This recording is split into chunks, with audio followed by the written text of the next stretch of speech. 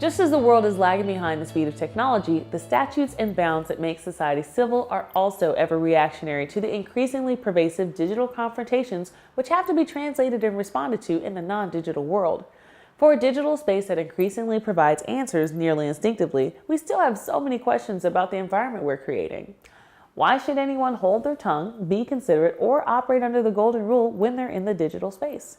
Did Jesus, Allah, or Buddha lay out guidelines for how their followers were to purport themselves while playing the newest Halo game? If not a religious figure, who then is the Emily Post and therefore arbiter of the norms of the digital space? 4chan? Anonymous? A more imperative and deep-reaching question would actually go beyond etiquette and slight to malcontent. What happens when social justice issues get digitized? In light of the social justice foci culminating in the last half of 2014, the way injustice is both experienced and overcome has officially changed, warranting a seismic shift in the approach faith communities have relied on for being God's hands and feet in the world. On the one hand, the persistent battle between a legion of heteronormative, cisgendered, straight white male video game players and a small group of feminists and their allies challenging a boys' club to do better showed non-video game players a misogynistic and dangerous world that could no longer afford to operate on "that's just the way it is" mindsets. On the other hand, injustices enacted in the non-digital world on the streets of Ferguson launched a movement that continues to thwart the status quo of justice-making by hybridizing the old and new schools of civil rights activism. What does the Church Catholic have to say about the social justice issues that begin or live in the digital space? And how can faith communities equip themselves to be voices for good and change in those spaces? To begin the work of recognizing where people in places of faith have fallen short and how they are providing relevant and needed aid, a new ethic inspired by womanism and a critical analysis of technology and our lives therein is necessary to bring the theological thought into the depths of digital injustices and virtual social justice victories. As we struggle with technology in the space. Isn't that always the way? It's like you invoke a spirit when you say something about technology. Like there's a Holy Ghost in the machine. Yeah. Yes. So I think it more is an unholy ghost in the machine. it can be. I have sage just in case. So first I want to start off by talking about womanism. If anyone here has heard about womanism or knows anything about womanism, raise your hand. Heard of it, seen it, know an author. Throw out something you know about womanism. I'm gonna be just, it's a black thing. Black thing, black woman thing, maybe, yes. What else? What do people know? I can't say that word. You can't say that word. Like, I'm not allowed.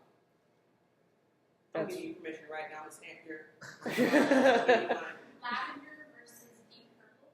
Yes, very nice. So this comes from Alice Walker's, the term womanism comes from Alice Walker, who wrote about it in her prose, Stories from Our Mother's Gardens. And it's a 4-tiered definition, one of which being womanism is to feminist as lavender is to purple. And so the notion of womanism has grown over the course of years. It's in like its 3rd wave right now, or 4th wave.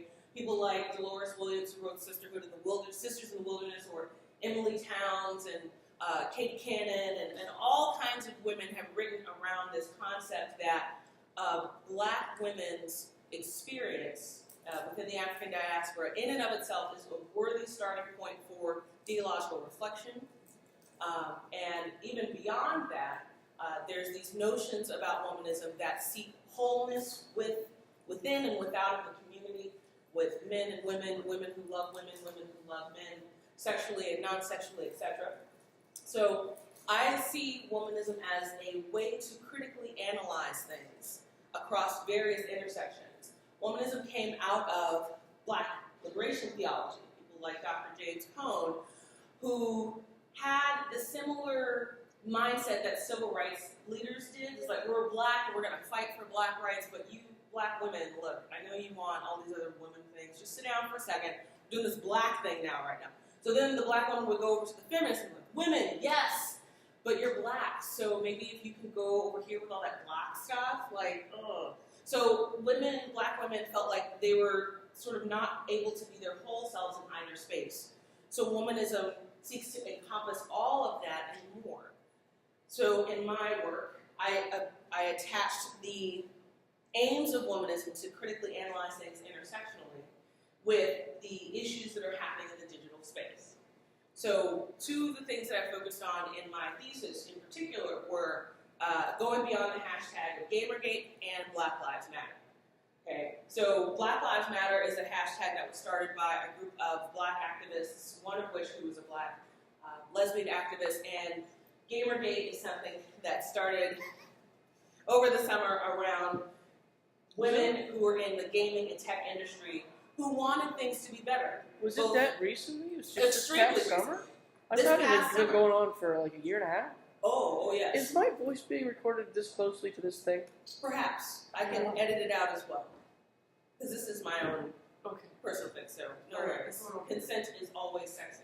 So thank you for that. But yeah, so in Gamergate, the notion that if you are a female video game character, if you are a female playing a video game, if you are a woman who created the video game, if you're a woman who owns the game company, each of those aspects has its own issues within this programming culture, within this culture of really vitriolic relationships between people. So when women were standing up and saying, hey, we can do better, hey, let's try something different, all kinds of flack came up against them. Death and rape threats, some of the women like Anita Sarkeesian, Brianna Wu, and Zoe Quinn have had to move and withhold their location because of safety concerns and issues. And when someone like Anita Sarkeesian goes to the police and says these things are happening, the police say, well, what are you doing that people are saying these things about you? Same way you would ask a girl, well, you did wear that skirt, didn't you? And you're telling me about all these things that happened to you. So there's a lot of issues that get translated from the physical space into the digital space. At the same time, this digital space is also very different and new. So Techno-Womanism aims to talk about these issues that happen in the digital space, things that happen around technology that deal with sex, class, race, gender, sexual orientation, etc. And then I'm interested in taking these conversations into an ethical and theological space. So that's where the church comes in. Because I feel like there's a lot of people who are on fire in the church about overcoming racism and overcoming sexism and overcoming different kinds of homophobia. But then when it happens in the digital space, then I have to stop and then explain what Twitter is first, and then how a hashtag works, and then get down to brass tacks.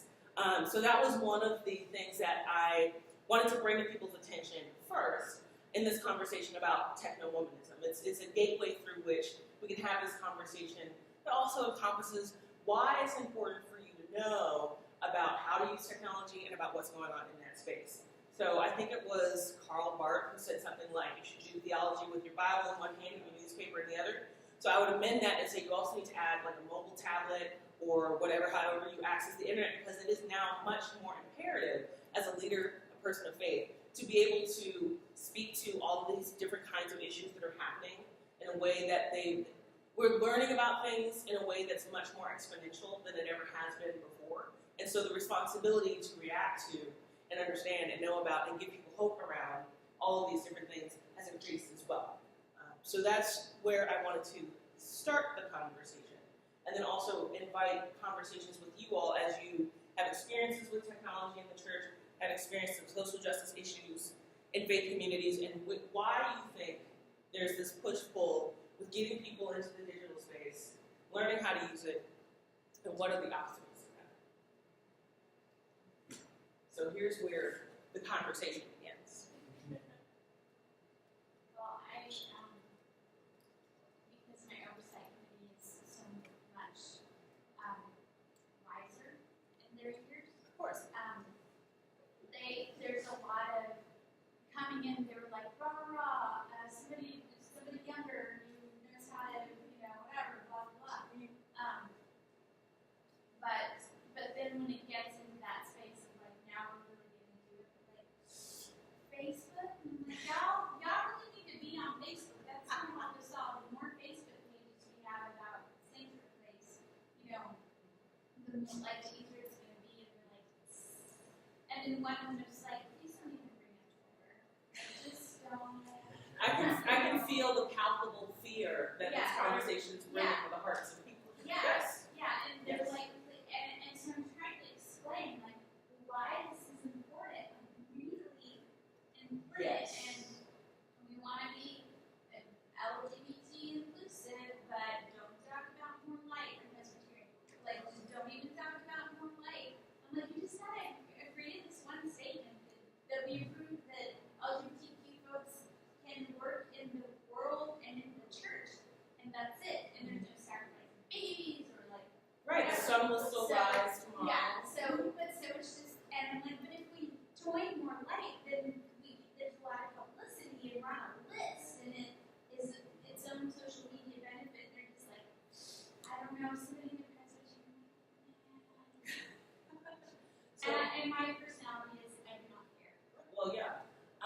there's this notion that we, as people of faith, want to bring the gospel and the good news to the people. The people are in the digital space, and oftentimes we are as well. But if there's this fear around using it, or sometimes this fear is attached to not knowing how to use it and not knowing how to overcome that not knowing, right? So there's no one to hold your hand through the process and be with you every step of the way. Like, I'm only one tech chaplain and I have like this much time in between being a student and all these other things. So until more people jump on this bandwagon, I guess this is important to the church, the future of the church and how we do our work, then people are going to be resistant. And for the few who do try to stand up and say, you know, we don't have a website, or our website looks like GeoCities, like it's real, like that is when people used to visit a new church, they would ask somebody or they'd get invited, like that doesn't happen anymore. What we do, we Google it. So if I Google it, I can't find your church. I've physically been in a church, having a blast. And I'm like, I need to bring my friends here. This is amazing. And I'm looking for the church and I couldn't find it, and suddenly this creeping fear came in around like, okay, I can't prove that these people exist. Why don't they have, let's say, I got close to the door. Like, I was like looking for it was very unsettling. Because if I don't have a way to say, this is where you are, this is what time your worship service is, and this is who the pastor is, the three things that need to be top and front on a website for a church, then I can't get information without having to talk to somebody if I'm new and I'm new to the church, or maybe you don't know my story, you don't know how I've been hurt by the church, and I won't have to go through all of that just to find out what time service starts on Sunday. You know, so it's the welcome mat now is digital. People, before they even step inside, they want to be able to have the agency to learn about your faith community in a safe space. That safe space is now digital. So if you don't have a Facebook page, if you don't have a website, if you don't have somewhere you can hang your shingle out in the digital space, then that says something. That says to people, if you are someone who needs that kind of information, we don't have it, so we might not be the place for you. Then, and that's not to say that everyone needs to have it, because if you don't want to have it, just know that that's the message you're sending out, and be okay with that message. Yeah, but that's a great point. That's a struggle that so many communities are having right now. So, bless your heart. That's right. Do what you need to do. SEO. I think I've heard so many people too talk about how like anything on the internet is not authentic community, and so the excuse of like, you know, we don't want to do that because it's about us being here, you know, and so, you know, anything we do there it's not authentic, it's not real community. Great point. Yeah, so this notion of communication and community are being changed. If I have a phone conversation with my mom, that was a real conversation. I felt her love through the phone. I did not need to physically see her and look her into her eyeball in order to receive that love. But if I have a community of people on Facebook or on Twitter or whatnot, there's a value statement made that says the meet space or the physical space is the only space to have an authentic connection and community and way to communicate. It is valued. It is put above other kinds of things. That's not the case for everybody. Some people, they prefer to speak in the digital space because there's multiple layers of ways that we can communicate and convey information in conversations, emoticons and stickers and this sort of thing.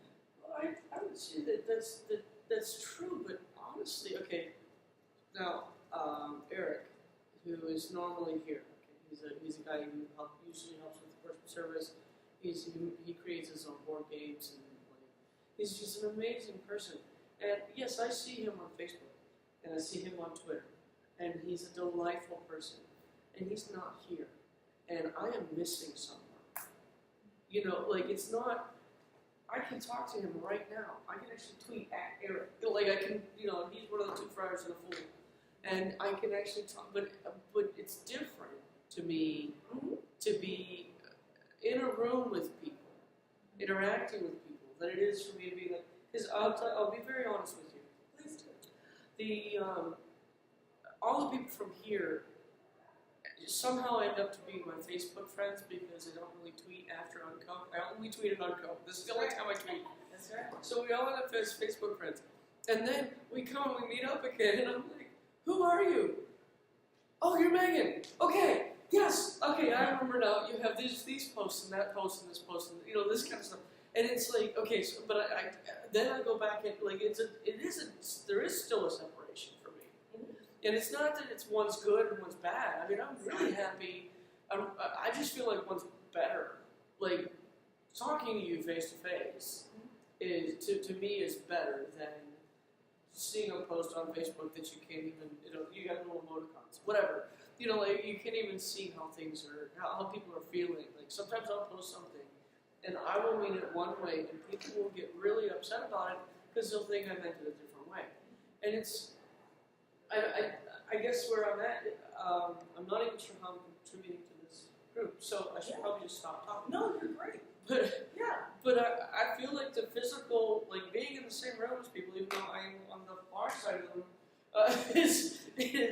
is very important, and it does matter.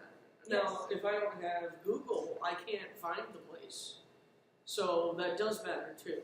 We would have never gotten here if we had to use paper maps. Amen to that. Amen, amen, and ashe. But all the things that you're saying are true. It is very important to be able to meet with people in person. It's not always possible.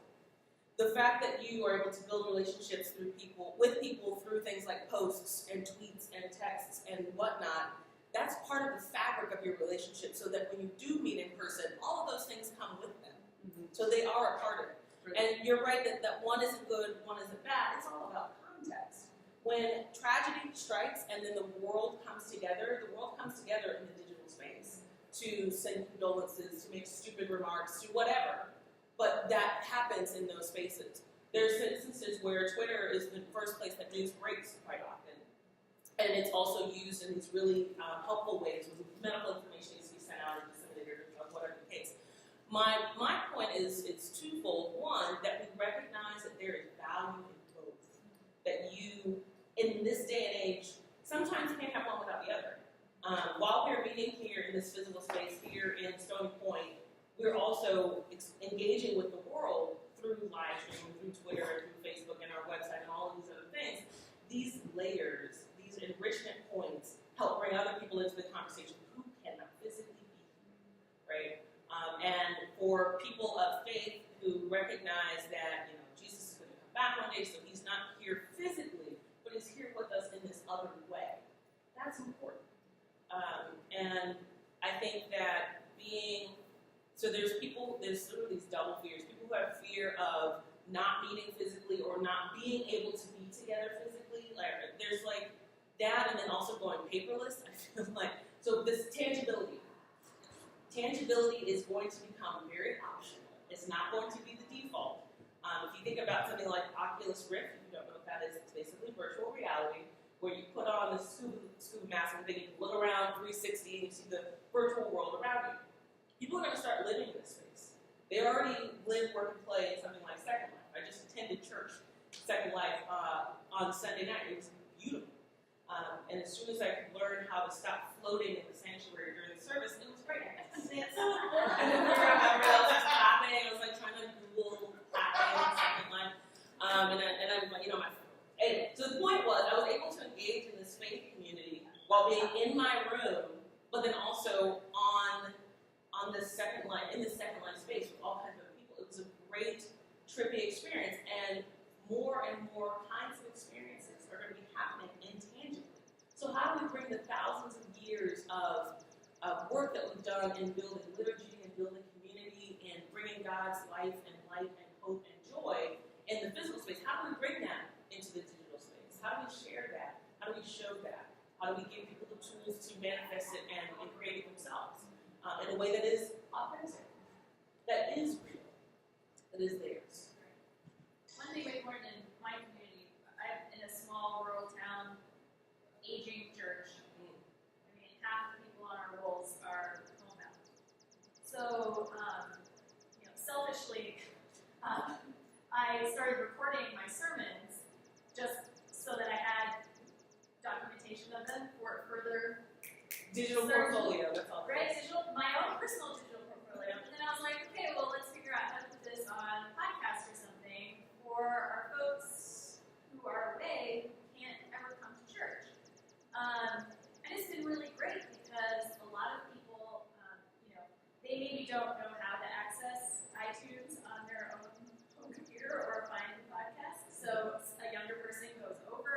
and shows them, puts the bookmark on their internet and says, all you have to do to hear the sermon is press this.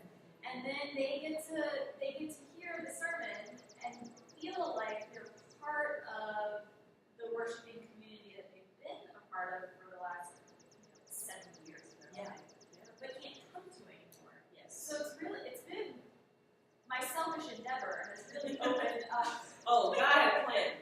God Has had a opened plan. up this greater, has expanded the sense of community for all these people who have basically been in isolation Yes. for so long. Yes. And now they're feeling like they can be a part of it. Or when we did an online, like Thanksgiving hashtag thing, daily Thanksgiving thing, we printed out we printed out the hashtag and the daily word, and then we mailed it to people. So the people at home who don't do hashtags could still do it at home, and they felt like they were part of what was going on. So it's been this strange, yes, we're moving into technology a lot more, but we're also having to translate that technology into people who don't do technology. Yes. Which is an interesting exercise of how do I move backwards from moving forward. Yes, I feel like if there's a river, I'm standing in it, and there's people on one side who don't use technology, they're thinking about it, they're not sure. On the other side, there's the people who standing in line the day that iPhones came out, right? There's this bell curve called the diffusion of technology. And on the left-hand side, the early adopters, the people that are in technology really quickly, and then the middle is sort of like the everyday boy person. They have some friends that get it, so they finally get it themselves. And then the other end are laggards. And I feel like so much of the church is skewed toward laggards. And it's the kind of thing that not everybody knows how to use Twitter. Not everybody has a mobile phone. There's some communities that cannot afford them. And at the same time, if they need job preparedness or whatnot, they need to be able to send an email or put together a resume or whatever the case. And so faith communities are prime spaces within which there's already an infrastructure set up to serve others. So serving others in the digital space is the natural next step, right? And so being able to have people to stand in the gap, to bring people over safely, securely, right? And having them feel like they're a part of what's going on and not being left behind. That's huge.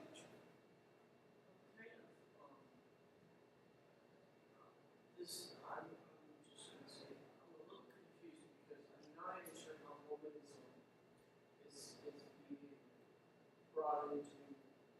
This is an awesome conversation, but I feel like it's two different times. They are a little bit. So womanism has this concept of wholeness, and this is what I anchor the work that I do. I don't think that we can be whole as a community if we're only laggards or if we're only early adopters, but there's a bell curve of everyone, and we have everyone on that bell curve in all of our communities for the most part. And so part of seeking wholeness or the process of being whole is having this conversation about technology use, what kind of technology, who is and who isn't using it, and how do we bridge those gaps. That gap bridging, that standing in the gap, is how I see seeking wholeness and how I have learned from the lessons of womanism how to incorporate those lessons into this endeavor of bringing technology full circle into the church. Thank you for that question. No, that's cool. Because it helps me to be able to articulate. Like, it all makes sense up here. Me and Jesus were having this geek out about it. But then when I open my mouth to try to explain to other people, one of the first times I felt this call was at my seminary. I wanted to do my field ed at my school as a tech chaplain. And I had to explain to one of the administrators how what I was doing by helping people with their computers, how that was ministry. And if you've ever had to explain your ministry to somebody who has this sort of look in their eye, it was very disconcerting and it was very troubling. It's like, maybe it's me, maybe I'm weird and I don't understand how ministry works. But thankfully, I've seen and I continue to learn, especially from conversations like this, about people who need help or who are trying to do it or they're just figuring it out. But it's a larger conversation we could all have with each other and share these moments, like things that we've learned, share our concerns about ways things are or are not happening, or just being able to hear ideas of best practices, what is or isn't working. I was just in another plenary where they were talking about youth ministry and rites of passage, and it came up to have a blessing of the technology, your mobile devices, your cell phones, or your tablets, and figure out an extension of you, so this is part of your temple, your tabernacle. So how are you a good steward of it? How do you serve God through this device? How do you bless others? How can you pray? How do you connect with the divine? Like all of these different things with this device that we carry around all day, every day, that you can do all manner of things with. And I take an instrumentalist perspective with technology, which means I don't think this is inherently good or evil in and of itself. I do think that the way that it's wielded and the way that it's created by humans, that can be good or evil. Like there's minerals that come from this, that are used in this that come from the Congo. There's probably labor that went into this in Maquiladoras, New Mexico. And then when this is done and I recycle it, it might end up in a waste dump in China or Ghana. I don't know. But I think that having these conversations about how this was created and what happens after I'm done with it is very similar to food. You know, like from the farm to the compost. More and more people are figuring out and finding out why it's important to know this information. I think the same is true for technology.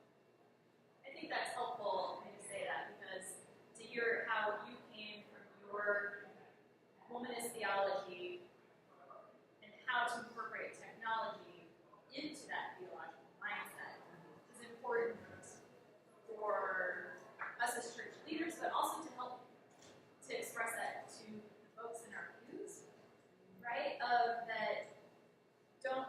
That we can't just do technology for technology's sake. Amen. Yes. Right? Like Yes. installing a $10,000 projector and screen, and what is our theological reason for having these tools? Like, Well, it's just like with an organ. well, We right. had a church have a capital campaign for $1 million organ because they wanted to replace the organ. I hate the organ. So many gods in that church. But they dropped $1 million. Well, Meredith's church was failing because she had the attendance that you wouldn't believe, but no money. They dropped $1 million on an organ instead of dropping $1 million on a new church development. You know, we'd still be running, and we'd have more staff. And that's the thing for me is like, I get ticked about that though. Yeah. You're right. I'm sorry. It's totally to Bogart. Your whole. I totally stole your. But if you're gonna buy technology that works. We used an 8-slide soundboard, 2 speakers. It was very basic and very minimal. We were a storefront church. We did not need a sound system that was going to rock out AC/DC. Right. Well, of course, we did use AC/DC in our sermons, but it was on an iPod. Yes. It wasn't like they came as a band and decided to play. Yeah, exactly. But it was just like, buy what's appropriate for your church. And if you think that the guy at the sales shop is going to give you what's appropriate for your The church, devil's a liar. yeah, it's like going to a car sales place. It is, because people take advantage. I know, if you don't know what you are about to buy, you will buy the most expensive thing that the guy hands you because he says you need it. And you don't know, and because you don't know, you Sorry, don't that's very trust. generous. Please don't Or apologize. He or she. Them, they. They. When people don't know, they want to put their trust in the professional, the expert, and that trust comes at a high cost at times. Yeah. So I think that if there was a cohort of tech-minded individuals who were for the cause, for people of faith, people in places of faith, who they could trust to give them what they need based on their liturgy, based on their community, based on their theology, based on these kinds of things, as opposed to, well, this is going to be obsolete in 6 months. What you need to do is get such and such. I think that makes such a huge difference. And at the same time, there is some onus on the people in places of faith to inform themselves. If you buy anything now, it no longer comes with those big, thick, awesome catalogs, all the pictures, how to do it. Send you a little slip of paper with the website. How about if you don't know how to get on the internet? You're screwed. It's up to you to figure out how to do these things, but it's an individualist mindset in places where people act in community. Like, you rely on someone else to show you how to do things. You rely on, so-and-so from, the 7th grade is doing all of our social media or something along that line. But so the idea that it's on someone else, or that's someone else's job, it kind of separates the people who are in charge from being able to engage in that way at times. So it's a huge conversation that we definitely need to have repeatedly and all the time with as many people as possible who are aligned with our goals, our endeavors, and have the same intentions as well. Because it's very true that you can buy stuff that you don't need. You can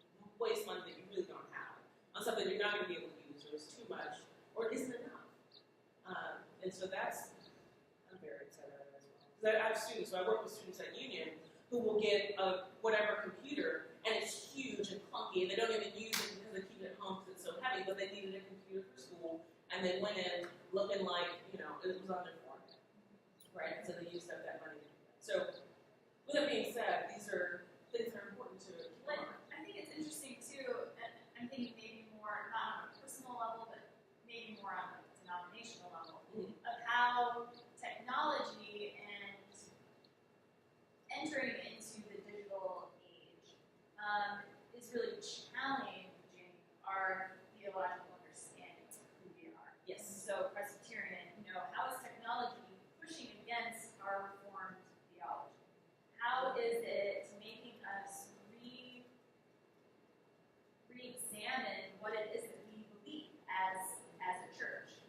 Is it pushing us in certain ways? Is our personal acceptance of in this digital world that we live in? Is it making us have to reassess what our theology is, or are we just ignoring it? Totally true. Yeah. So not just us using our own theology and how we interact with technology, but how is technology shaping our own theology? Oh, yes. So, what? I would say I'm also Presbyterian, yes, what you said. And yourself. So I have recently gone through a cultivating of my Facebook newsfeed to like hide people who don't provide much. So I like people who post articles that are interesting, I keep, or people who post things that I find questionable and objectionable, I'll keep them too. And I found that my Facebook newsfeed is now either this like constant posts from addictedinfo.com or really backwards conversations on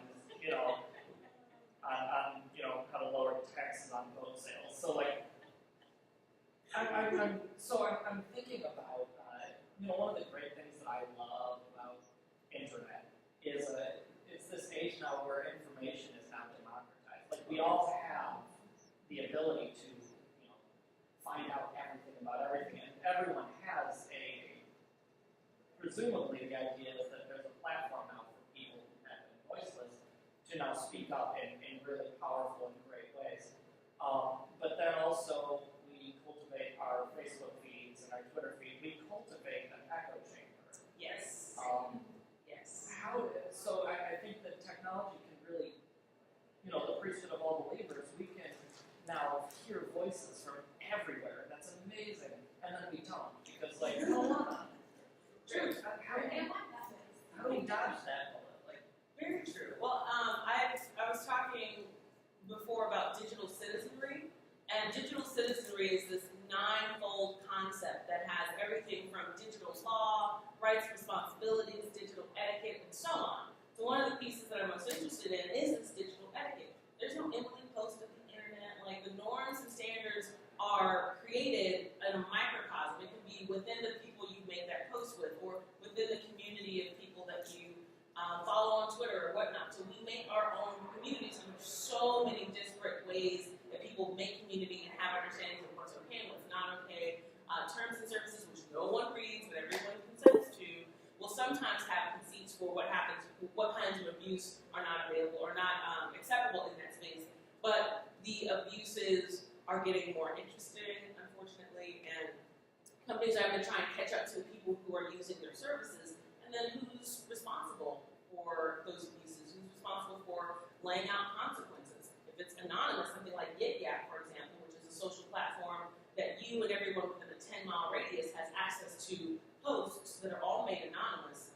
There are schools that are having issues with this all over the place. Because people are saying horrible things. People are saying the things that you wouldn't say in person because years of etiquette and politeness and whatnot are letting you know that, okay, you can be a racist in your mind and around your friends, but if you're around a mixed company, you keep that to yourself. But now you can go online or whatnot, and then you can say however your heart moves you, right? So this notion of everyone now being able to say whatever they want, but then being able to tailor their digital space, there's this need to teach people or inform people of best practices, or if in terms of people of faith, what does God have to say about your Twitter feed?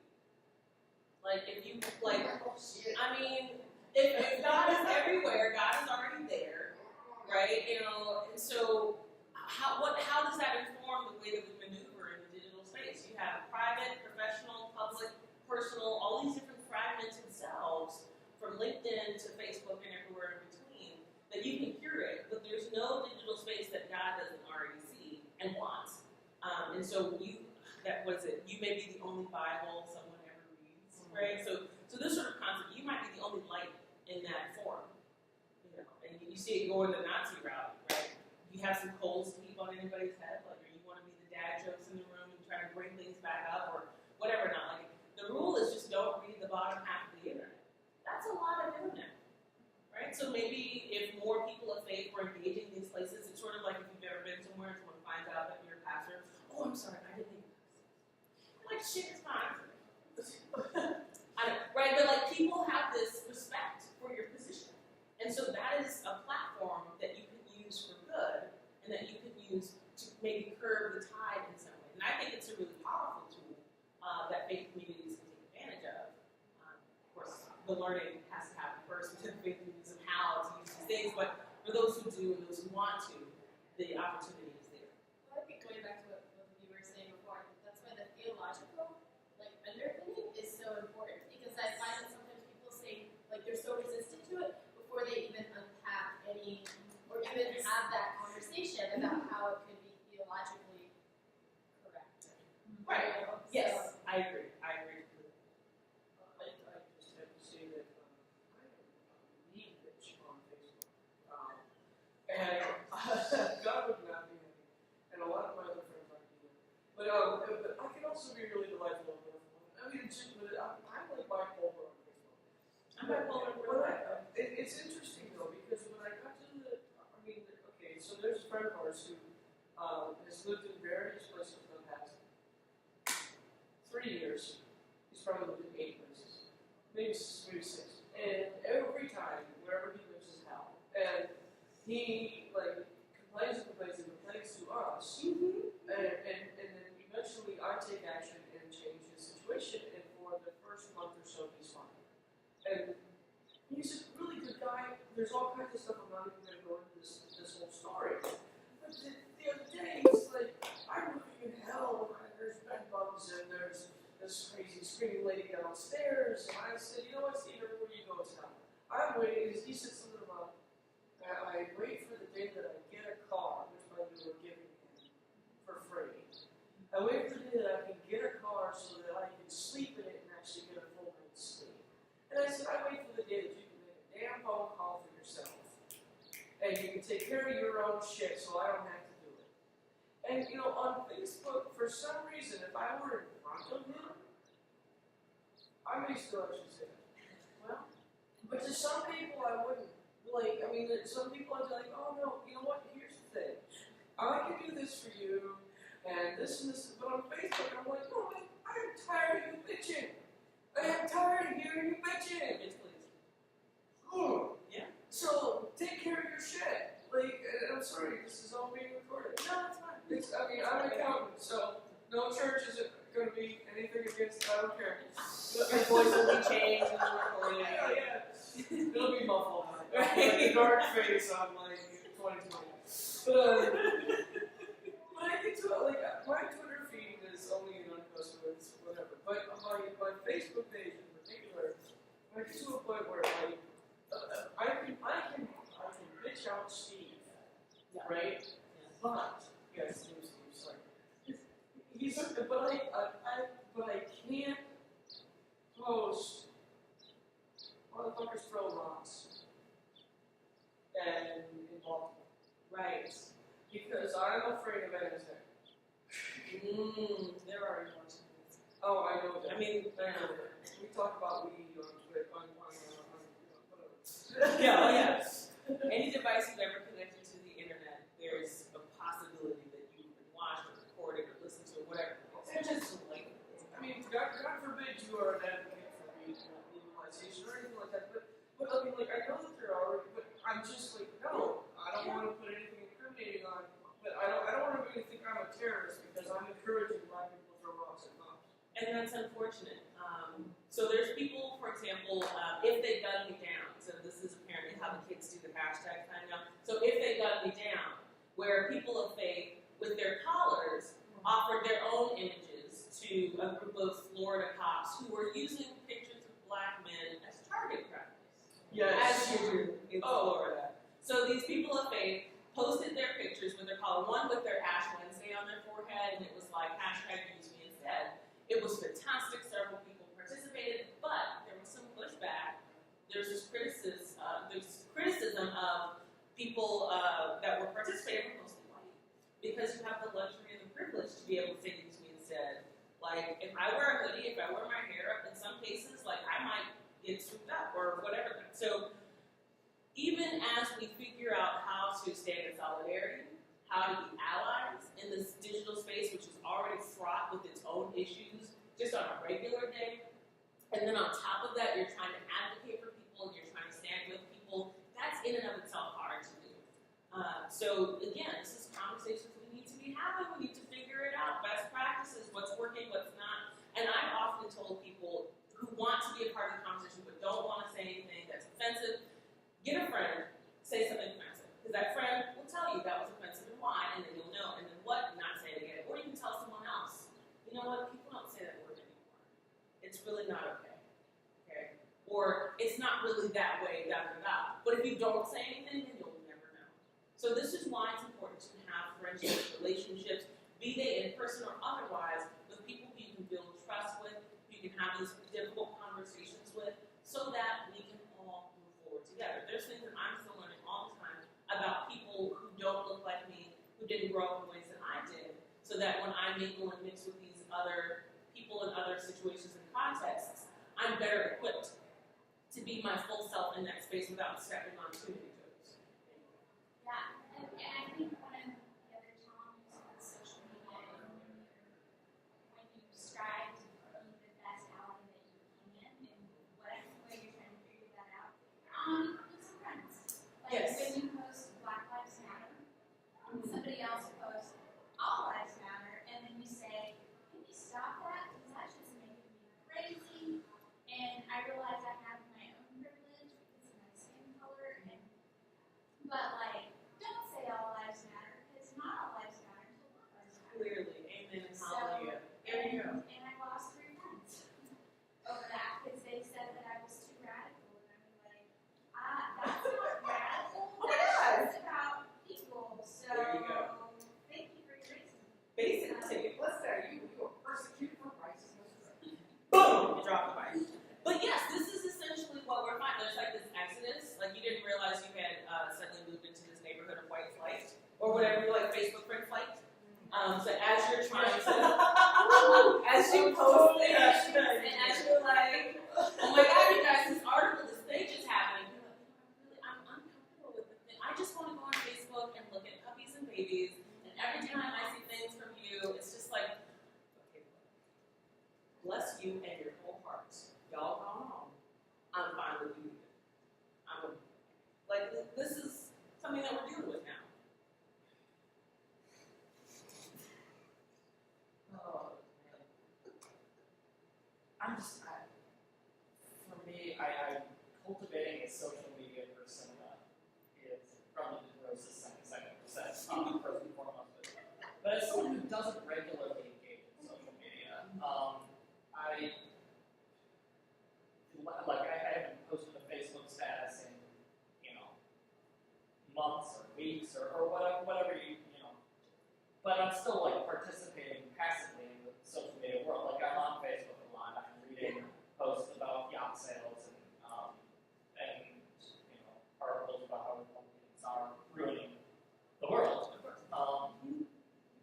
So I feel a tension. Here's my internal tension is this a conversation that I feel equipped to have online, or is this a conversation that I need to wait to have in person? And some of it is just kind of seeing racist shit and being willing to call that out is it's super important. Yeah.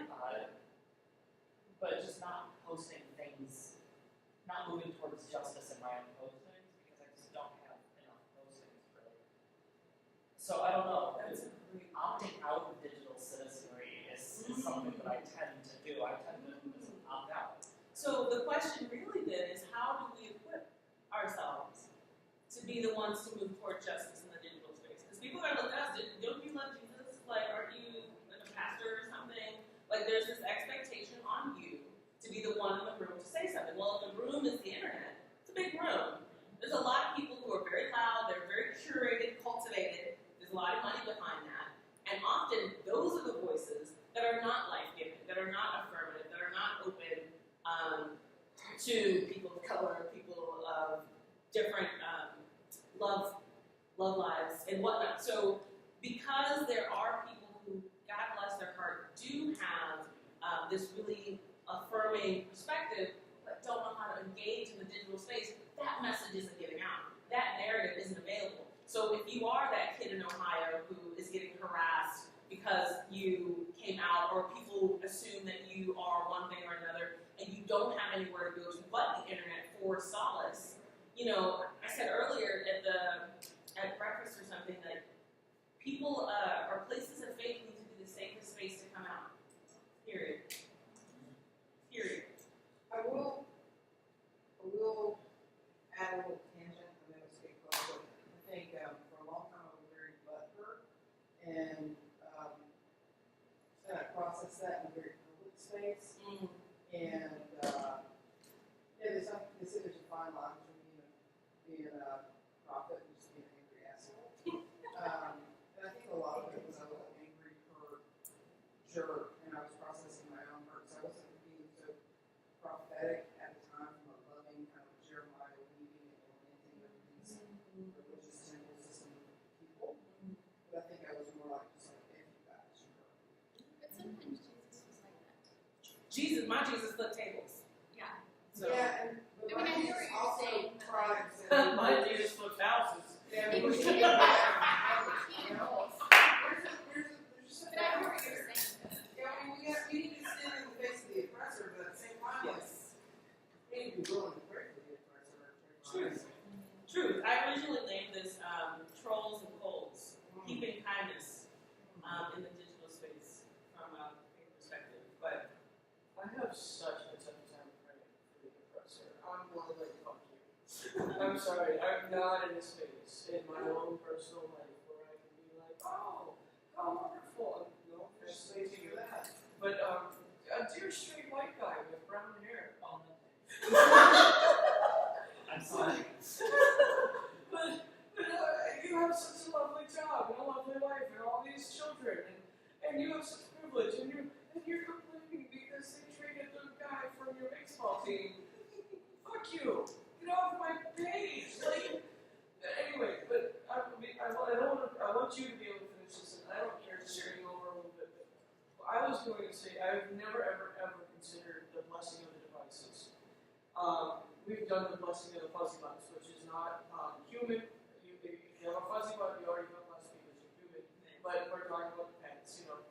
And honestly, when I first, I was a very, very born-again fundamentalist, Bible-believing Christian when I was younger.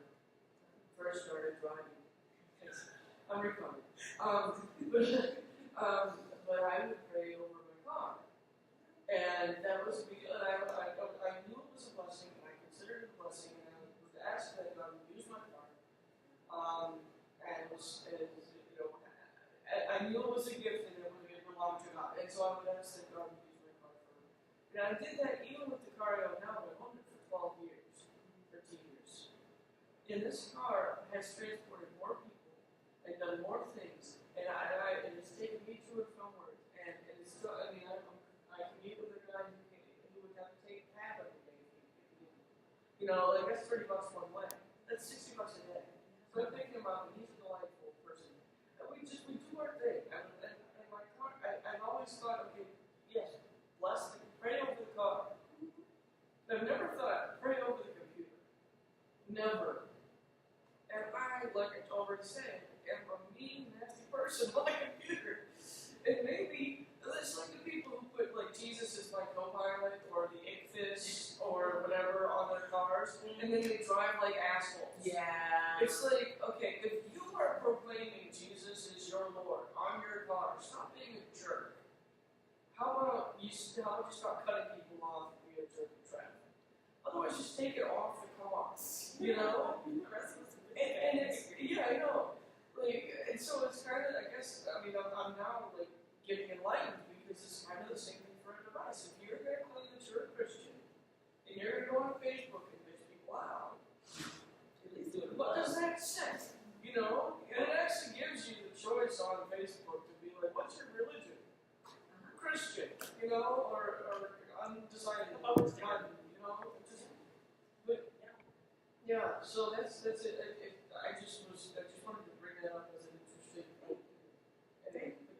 Well, in the last few moments, just thank you, by the way. I have no idea how this conversation is going to go, so thank you all for being part of it. I wanted to reiterate that when the printing press was invented in Germany in like 1450 something, that revolutionized the way that the gospel was shared.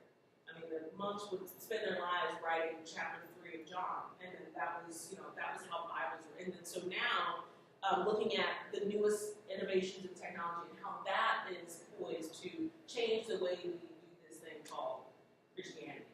And so I want us to be a part of it. Otherwise, the world's going to keep taking it, and we're going to get left behind.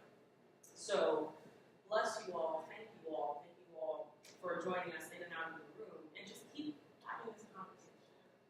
I can be followed at Shamika LaShawn on Twitter and just about everywhere else on the internet. So keep having this conversation with me and other people.